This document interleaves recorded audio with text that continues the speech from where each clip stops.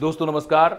जो mobile game दिखाकर विराट कोहली, रोहित शर्मा, सुरेश रैना जैसे सेलिब्रिटी अपनी अरबों की जायदाद में कुछ करोड़ और जोड़ लेते थे, उसी मोबाइल गेम से आपके नज़दीक रहने वाला कोई रमेश, सुरेश, दिनेश, महेश या राकेश बर्बाद होता रहा होगा, अपने पैसे रोज़ गंवा रहा होगा।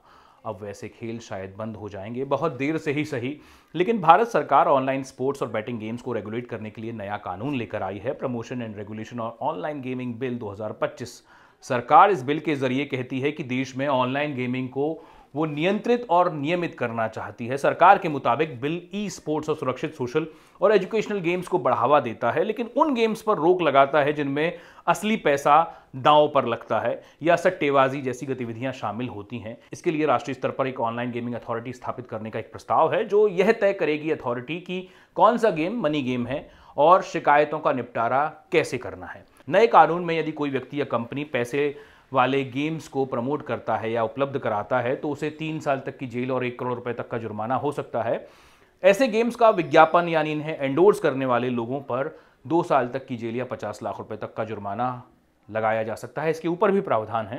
ड्रीम 11 पोकरबाजी और लोटस जैसी कंपनियों के रहने से सरकार को हर साल 20,000 करोड़ रुपए की आमदनी टैक्स के रूप में होती थी, लेकिन सरकार ने गेमिंग एप्स पर यह बिल लाकर शायद अपनी आमदनी खत्म कर ली है, बंद कर ली है। आप ये कह सकते हैं कि कितना बड़ा सरकार ने कदम उठाया है, लेकिन क्या आपने सोचा है कि सरकार ने लोगों का कितना बड़ा नुकसान किया है इस पर अब तक कोई कदम ना उठाकर।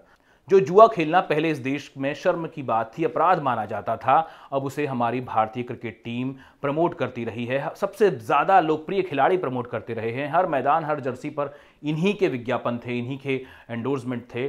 टीवी पर हर कुछ सेकंड्स में तकरीबन हर बड़ा खिलाड़ी हमें जुआ खेलने के लिए इंस्पायर कर रहा था। रोहित शर्मा, विराट कोहली से लेकर सुरेश रैना, युवराज सिंह, सौरभ गांगुली, कितने ही खिलाड़ियों ने जुआ खेलने के लिए हमें प्रेरित किया है, हमारे समाज को प्रेरित किया है, हमारे युवाओं को प्रेरित किया है। और जुआ ना खेलने वाला भारत का सभ्य समाज इन्हें दोषी मानता रहा। लेकिन जरा सोचिए, क्या इन खिलाड़ियों की वाकई इतनी गलती रही थी? क्योंकि सरकार ने ही इस काम को बस कुछ टैक्स लगाकर वैलिडेट कर दिया था, इन्हें स्किल बेस्ड गेम बना दिया था, यानी वो खेल जिसमें प्रतिभा चाहिए होती है। सही है, अच्छी टीम बनाना, उसे जिताना प्रतिभा का काम हो सकता है, लेकिन टीम अगर जीत जाए तो बहुत ही कम, यानी करीब 0.001% के आसपास चांस होते हैं उसके जीतने के, और खेलने वालों को अच्छा पैसा मिल जाए इसके।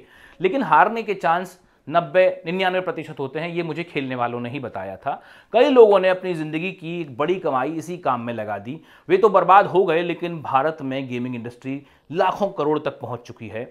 एक रिपोर्ट बताती है कि अवैध ऑनलाइन गेमिंग इंडस्ट्री तकरीबन 8 लाख, 8.25 लाख करोड़ तक पहुंच गई है और हर साल इसमें 30% की बढ़ोतरी हो रही है। इसमें आरएमजी और कैजुअल दोनों गेमिंग शामिल हैं। बीते 8-10 सालों में भारत में ऑनलाइन गेमिंग के लिए लोग दीवाने हो गए हैं। 2024 की एक रिपोर्ट देखी मैंने, जिसमें देश में तकरीबन 488 मिलियन लोग यानी 48 करोड़ 80 लाख लोग जो हैं ऑनलाइन गेमिंग खेलते हैं।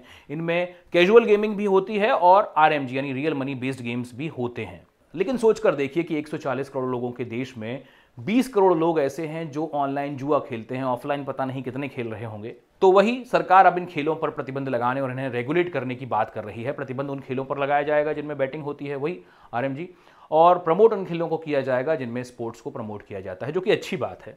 अब वापस मुद्दे पर आइए कि वो ये कि सरकार अगर इस बिल को नहीं लाती तो क्या होता। तो होता ये कि सब कुछ चलता रहता। क्रिकेट खेलकर फिल्मों और टीवी सीरियल से, यूट्यूब से, इंस्टाग्राम से पैसा कमाने वाले तमाम सेलिब्रिटी जो हैं पैसा कमाते रहते, इन गेम्स को प्रमोट करते, सरकार को भी टैक्स मिलता रहता, ये इंडस्ट्री फलती फूलती रहती, इसमें नई नई कंपनियां आती रहती, उनका वैल्यूएशन बढ़ता रहता। जैसे ड्रीम 11 का ही वैल्यूएशन जो है, इकोसिस्टम जो है, वो 35-40 हज़ार करोड़ रुपए के आसपास का हो गया है। अब इतनी बड़ी कंपनी है तो कई हज़ार लोगों को नौकरियां भी दे रही होगी, बिल्कुल देती होगी। ड्रीम 11 अकेले की तो जानकारी मेरे पास नहीं है, लेकिन इस पूरी इंडस्ट्री में तकरीबन 2 लाख से ज़्यादा लोग जो हैं डायरेक्ट इनडायरेक्ट रूप से एम्प्लॉयमेंट पा रहे हैं, रोजगार पा रहे हैं। समझते हैं ना? जैसे IT, game developer, graphic expert, cyber security, bank business, influencers, तमाम तरह के लोग जो हैं वो इससे जुड़े हुए हैं। पिछले कुछ सालों में जिन लोगों को लगा होगा कि इस इंडस्ट्री को तो सरकार कुछ नहीं कह रही, हो सकता है आने वाले दिनों में से लीगल बता दे, और लीगल बता ही रही थी क्योंकि टैक्स ले रही थी, उन्होंने इसे यानी इस मनी बेस्ड गेमिंग इंडस्ट्री को अपना करियर बना लिया होगा। लेकिन अब अचानक सब खत्म हो गया। वहीं कंपनियों को भी बड़े पैमाने पर देसी विदेशी जो है निवेश, इन्वेस्टमेंट मिलने वाला था, वो भी खत्म हो गया होगा, सारे प्लान खत्म हो गए होंगे। एक रिपोर्ट बताती है कि तकरीबन $6 बिलियन का विदेशी निवेश मिलने वाला था। अब सोचकर देखिए कि मनी बेस्ड गेमिंग इंडस्ट्री पर भले ही प्रतिबंध लगाया जा रहा हो, लेकिन ये इंडस्ट्री इतनी बड़ी हो चुकी है, इतने बड़े लोग पैमाने पर लोग इस पर रोजगार पा चुके हैं कि हमें ज़रूरत है, सरकार को ज़रूरत है हमारी इस मामले में थोड़ी सी रैशनल तरीके से सोचने की, इस बात को सोचने की कि इतने सारे लोग आखिर कहां जाएंगे। कांग्रेस सांसद कार्ति चिदंबरम ने इसे एक नी जर्क एक्शन बताया। उन्होंने बड़ी गंभीर बातें कहीं। उन्होंने बताया कि ये एक झटके में बिना सोचे समझे लिया गया कदम हो सकता है। देश में पहले ही रोजगार की समस्या दिख रही है, आप हम सब जानते हैं, और पूरी इंडस्ट्री एक झटके से उड़ा दी गई।